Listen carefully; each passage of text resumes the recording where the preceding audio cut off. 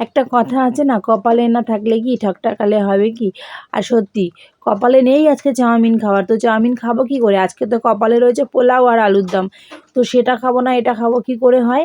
ওই জন্য আমরা সবাই চলে গেলাম পোলাও আর আলুর দম খেতে, গণেশ পুজোর প্রসাদ খেতে। আর প্রসাদটা এতটা পরিমাণে দিয়েছে যে আমাদের সবার পেট ভরে গেছে, বাড়িতে এসে অন্য কিছু করতেই হয়নি, খেতেও হয়নি। আর এই দেখো চাউমিন, এর আগের দিন সেদ্ধ করে রেখেছিলাম, তো বললাম খাওয়া হয়নি, আজকে খাবো, আজ শুক্রবার।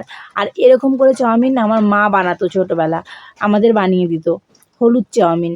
আর এখন যে সস ফস দিয়ে তৈরি হয় না, আমার ওগুলো অত ভালো লাগে না। আমার এই হলুদ চাউমিন খেতে খুব ভালো লাগে। আমি যখন চাউমিন বানাই আমি আমার মতন করে এইভাবে বানাই। আর বর বানালে অনেক কিছু সবজি টবজি দিয়ে সস ফস 2-3 রকমের সস দিয়ে বর বানায়।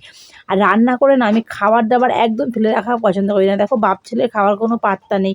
আর খাবার যখন দেবো তখন আমার বরের কাজের ঠেলা দেয়, তো ও কাজ করতে থাক, আমি আমার খাবার খেতে থাকি।